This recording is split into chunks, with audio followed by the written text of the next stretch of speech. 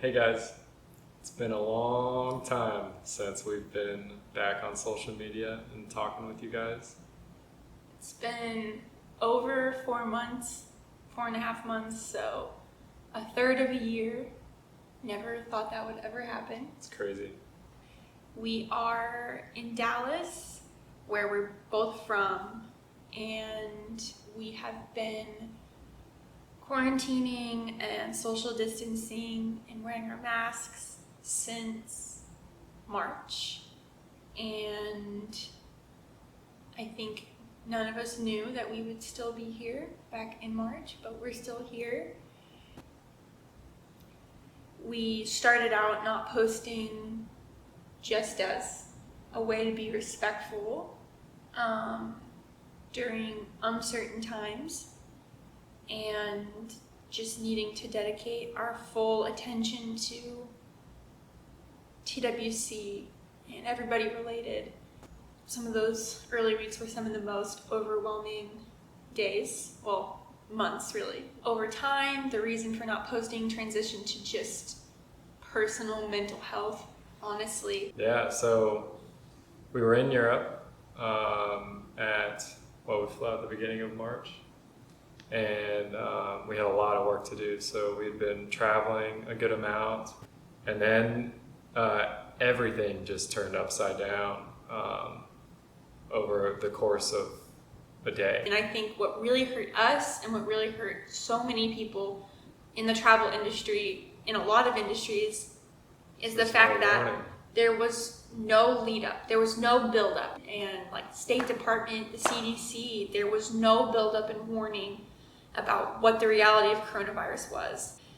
But it wasn't scary at all being in London. In reality, things were very normal. Nobody was wearing masks at that time. Nobody was quarantining. Nobody was social distancing. So the information was changing rapidly. So we just needed somewhere to be physically while we figured everything out. And you know the kind of people in your life who you're like, that person would be there for me when the world was ending. And that person is real. And his name is Hasib, and he is one of Gavin's closest friends, and he lives in London. And so when everything was happening with Corona, we had a place to crash, and that is one of the biggest gifts in this entire situation was Hasib opening his studio apartment to us. We're talking London studio, all right. And we could barely fit a blow-up mattress on the floor next to Hasib's bed. Single blow-up mattress. Single blow-up mattress, and Hasib is just the nicest person. It was such a confusing, painful time, and we were really beginning to feel the loss and how deep it was going to become. And we actually ended up on the exact same flight as Hasib, which was pretty funny. The last thing we ever expected. That flying experience was interesting in that it didn't feel that weird until we arrived and heard welcome home, and when we were not expecting to be home for months. Yeah. But the flight itself was very normal. Again, at this time, nobody was wearing masks, and a lot of the people on the flight had probably paid thousands for those seats, and we ended up being able to get on that flight for $1 each. Yeah. Which is thanks to Gavin and his travel expertise. But when we arrived in Dallas, each person had to have a CDC screening, which we were kind of concerned about. What would this look like? Was it going to be intense? And in reality, it was basically nothing. You don't even have your temperature taken at this time. Yeah. They didn't take our temperature. It was just a CDC representative would tell you to quarantine for 14 days and to check for symptoms. We did our full 14 days quarantine, and part of our debate about even coming back to the US or, quarantining somewhere else in Europe was just that we didn't want to have to be like a burden on any friends and family here in Dallas. But luckily we were able to quarantine with a family member who had enough space in their house for us to have complete separation from them for the full 14 days and more. We did full separation. So thank you to Gavin's dad. Yeah. Such a privilege for us to have somewhere to go in that worst time. And shout out to Peyton, Gavin's sister. We were a quarantine for, Peyton thought 2 weeks, turned into about 3 months plus of the three of us together day in, day out. During quarantine, and what we didn't expect, but what ended up being even months after that initial quarantine, the work was just really, really tough. You know, dealing with situations that are so out of everyone's control and that hurt so many people's lives, and just doing that for hours and hours every single day, it really, you know, pays a toll on your mental health and even your physical health. Kind of have these big mood swings when you're feeling such big losses. I mean, we lost our home, our lifestyle, our income, our independence, our personal lives. I mean, the last thing on our minds even was all the personal plans that we had made that were all lost, because everything else is just so hit us right at the most important parts of our life.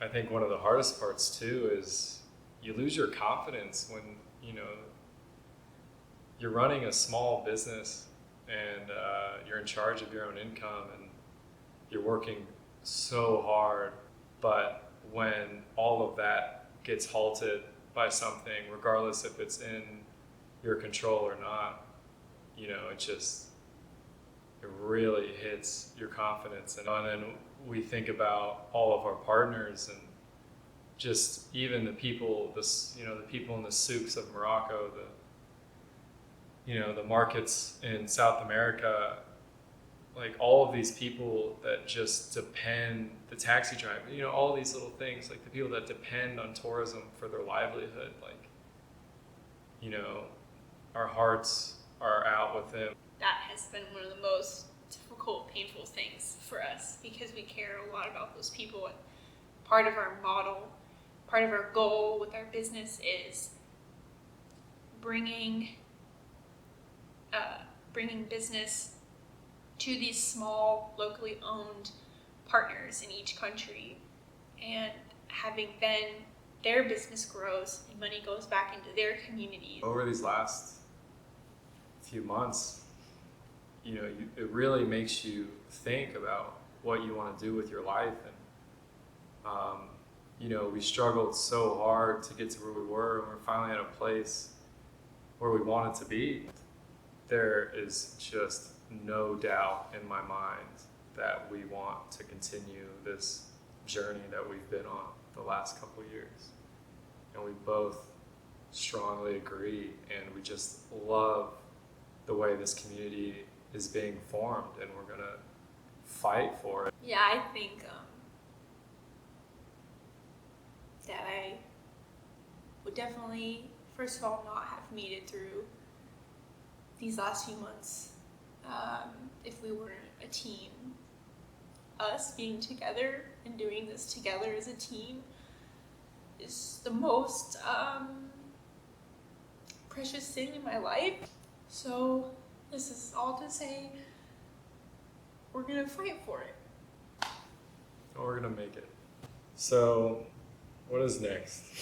We agonized over this decision because we sold our cars, all our belongings, pretty much everything 2 years ago. And so we don't have anything here in the US. So our next decision was to essentially road trip the United States for the time being in a way that's safe and socially distant, which means sleeping in our car. And so that's where this beautiful green Subaru Outback comes in. She's dusty and she's old, but she's beautiful. We have a whole build in the back of the car that's like a 1-bedroom, 0 bath. We think that the national parks across the U.S. are some of the most beautiful places in the world, and we haven't experienced most of them. So we're hoping to experience that, create some partnerships, and share that experiences with you when the time comes. And we hope that you guys want to share it with us because it's going to be some really, really cool stuff. And I'm very excited. Yeah, we see this as the next step in continuing the freedom of this digital nomad lifestyle. So yeah, we're still digital nomads. We're still TWC. 2020 looks a hell of a lot different than we ever thought it was going to. But I think 2021 will be much better. but I think it's still going to be a very beautiful and worthwhile year. The support, it's been just unreal, and it really showed us and proved to us that we need to keep following this dream and this journey. So thank you guys. We'll talk soon, and we'll be back on social media very soon. Yeah.